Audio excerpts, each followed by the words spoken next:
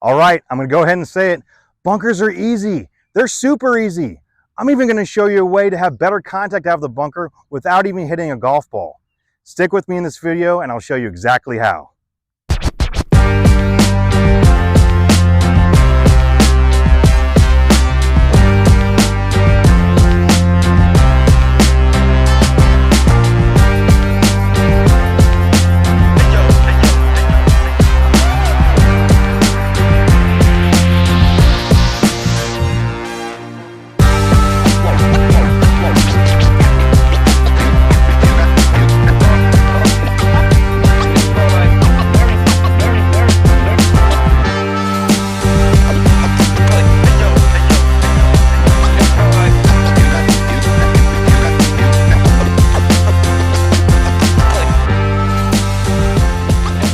Hi everyone, welcome to Team KSG. I'm Kevin Stull, the Director of Instruction here at the Club at Old Hawthorne in Columbia, Missouri.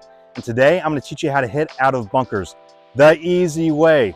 Hitting out of bunkers is easy, it really is. We just have to set up correctly and get enough speed in order to get that ball out of the bunker. Now look, I'm not here to teach you about spin out of the bunker. I'm here to teach you how to get out, period. Okay? So first thing is first, grab yourself a high lofted wedge. Okay, 58, 60 degree, 56, something like that. Okay, if you don't have one, I highly recommend Callaway's Opus wedges. They're fantastic. They have a ton of spin, very forgiving. They get out of tough situations like this very easily. That's why I have one. I have a 58 degree. Okay, so you have your wedge. Now, we have to get loft in order to get this ball out of the bunker, right? We have to have loft. So we add loft by opening our club face, meaning we turn it a little bit to the right. Okay, now after we open our club face, I do mean a little bit. Okay, most videos you see online right now are really hyper focused on getting spin and things like that out of the bunker, and they'll have really flat faces relative to the ground. It'll feel like your club face is wide open. Now you have to be careful about this.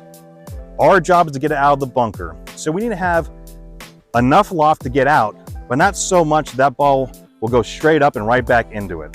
Okay, more like a flop shot. We don't want that club sliding underneath that ball to keep it right here. Most amateurs don't have enough force in their swing to generate power with that big of an open club face to get it out. But that's unfortunately what we see all the time online, because those are fancy, great shots that are the elite players and the best in the game do. But we need to be more conservative around that. We need to get that ball out of the bunker. Okay, so we're gonna have a slightly open club face. We're gonna have a slightly open stance, meaning it's gonna be pointed to the left to counteract that open right club face. Now, after we have that, we've got our ball position a little farther forward in our stance with our weight a little bit on our left-hand side. Now the point of this is, since we opened our club face, we exposed the bounce of the club, the bottom part of this club, which prevents it from digging. That's the whole point. We want to expose the bounce of this club to prevent it from digging in the ground so that we can be as aggressive and as speedy as we want with these bunker shots, okay? So, what is speedy and what's aggression? Well, what I mean by that is we need a combination of how we're going to attack this golf ball. Number one, we need to swing hard and fast. Simply speeding up on our downswing and accelerating. But that's not all. We need to take a lot of sand with us, okay?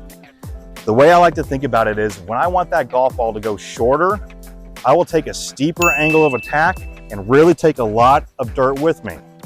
If I don't want that ball to go if I wanted to go farther, I would take less sand, but with the same amount of aggression. I try not to change my swing speed all that much out of bunkers. I try to be aggressive, I try to be speedy, I try and accelerate through it. The thing that changes the most is how my angle of attack happens with the sand. Okay, how far down do I hit into the golf ball in order to get that thing to pop straight up? All right, again, you've got that bounce exposed now because you opened that club face. We're able to do that. You can feel free to really get after it. But most people do not want to blast that golf ball over the green.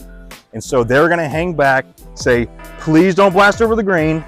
They're gonna blade it, and it's gonna go right back into that bunker face right here, and you're right back to where you started, okay? So the first rule of getting out of the bunker is get out of the bunker. All right, so that's how we're gonna do it. We've got an open glove face, we've got an open stance, and we're gonna get aggressive. Now, the great thing about bunker practice and play, I was lucky enough to grow up in West Texas and El Paso Country Club, actually. Shout out to those guys. And you know, in those areas, there's obviously a lot of dirt, a lot of sand, things like that, but we practice bunkers quite often. The cool thing about that was you don't have to hit a golf ball in order to practice bunker shots necessarily, because this really has everything to do with how your club interacts with the sand. That's it. We can do a lot of reps and not even have to worry about hitting the golf ball. So if you're a little nervous about going to the range or practicing because there's a lot of people around and you don't want to hit that golf ball anywhere near them, I totally understand, but here's a way around that. You can literally take a line in the sand, draw it straight towards you just like this, and we're not going to worry about having it hit 2 inches behind the ball or something like that. Don't worry about that. What I want you worrying about is pretending that this line is in sequence, so it would be exactly where your ball would be with our normal setup, and you're focusing on what that feeling feels like, making a steep angle of attack with our swing and taking that sound out of the bunker, just like this. All right, so I'm splashing that sand straight out, and I'm just focusing on hitting that line, okay? And here's a cool trick. We're talking about greenside bunkers. So if you're right next to a green here, and you want to see how far your ball can go, or should go, try and land the grains of sand to where you want your ball to land, okay? So for instance, right here, if I wanted my golf ball to land where the fringe meets the green, I do some practice swings and try and blast that sand out to try and land there. Get as much speed as I can to get those grains right to where I want that ball to land. That's kind of a cool trick. Try it out. Okay, the last but not least, what happens if we got that nice lie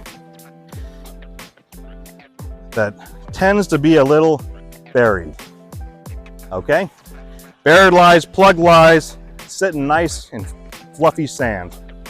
Okay, this is a little bit different. Again, we're trying to get out. It's called a bad lie for a reason. It's not called an easy lie. So there's not a lot of options. When our ball's sitting low like this, as we mentioned before, when we open that club face, well, you're exposing the bounce of the club and we're preventing it from digging. Here's the problem. That ball is in the ground, right? It's deep in the sand. We need to dig this time. We don't want that club to bounce off the sand because then that ball will go 2 feet in front of us. So you're going to take your highest lofted club that you possibly can, and you're going to keep that club face nice and square, okay? Keep it nice and square, meaning it's not turned to the right and open. We're gonna take that club face and keep it nice and square, all right? So that that leading edge of the club makes great contact with the ground, gets underneath that golf ball and pops it straight out. Remember, don't ever be afraid to swing hard in these type of situations, okay? We need to get that ball out as soon as we can, all right? So, proper form for a decent lie. We have our club face a little bit open, we have our stance a little bit open, and we're doing drills, just getting used to making good contact with the ground every single time.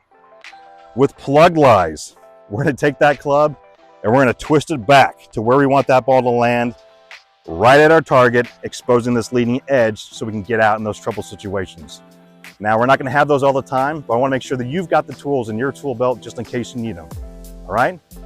Thanks for watching. Practice this the next time you go out there. Don't be nervous about people around. Practice your contact drills and you'll succeed every single time. Hey, thank you for watching. If you like that video, go ahead and like and subscribe to my channel. Also, you know the drill. Visit teamksg.com to be up to date on everything Team KSG.